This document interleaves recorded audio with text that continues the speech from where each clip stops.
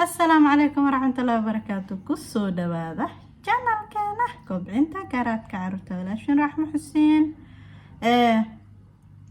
maanta waxaan rabaa inaan idiin mahad celiyo videogan idiin weydiinaya oo idiin dhahaya laba ruux oo muhiim ah ayaa naga xanaaqsan ee videoga meel fog hala geeyo ha laga soo wada hadlo maasha Allah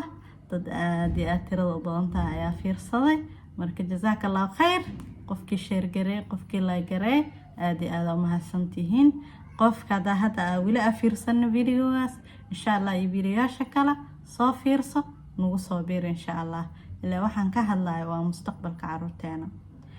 maanta waxaan rabaa laba shay aan rabaa inaan ka hadlo oo ku saabsan edbinta carruurta la afar waaye laba shay sida anaga hadda wax u edbin oo qaldan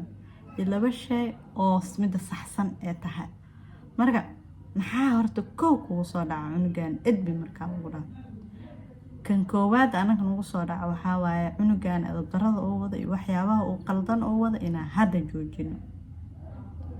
midda labaad waxaa waaye inaan amar bixino saan samee saan hayeelin oo wax sharaxaad ku jirin labadaas waa qaldan yihiin midda koowaad wax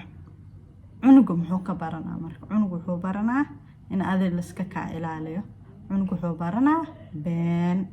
cunugu wuxuu baranaa qayaano cunugu wuxuu baranaa marka adil lagu jeedo masha Allah la sidii marka laga maqaan wax kasta la sameeyo taasna anaka ma rabno sama okay midda saxsan marka midda koowaad oo marka cunugaada edab daro oo sameeyo oo la rabo inaan sameeyno waxaa waaye in aan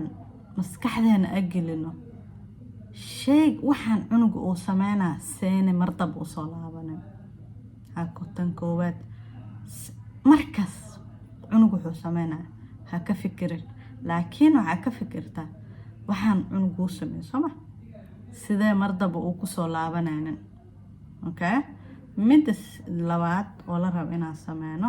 waxaa waaye in aan barno cunuga waxa wanaagsan iyo wax qaldan maxaana la rabaa marka waa in cunuga waxa u sharaxno tan waqti qaadata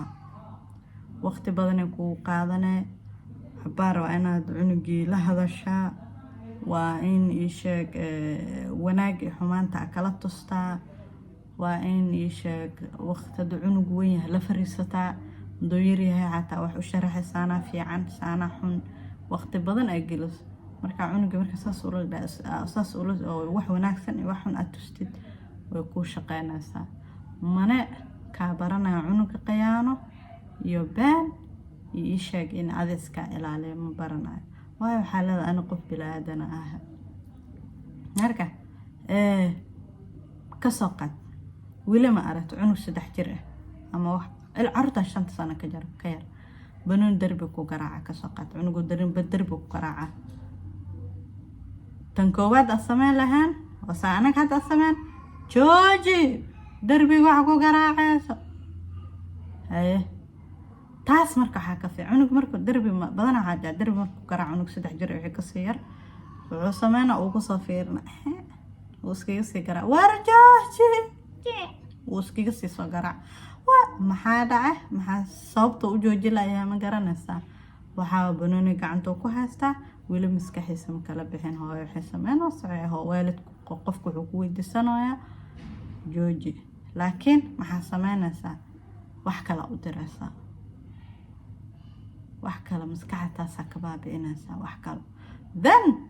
marka waxaas wax kala cunugaas taas ay ilowsis kadib aa u imaanaysaa waxaa dhahaysaa sababta banooni loo ogolaan kan waaye darbi loogu garaaca meel wala loo garaaca waa ogahay waqti dheer waa laakiin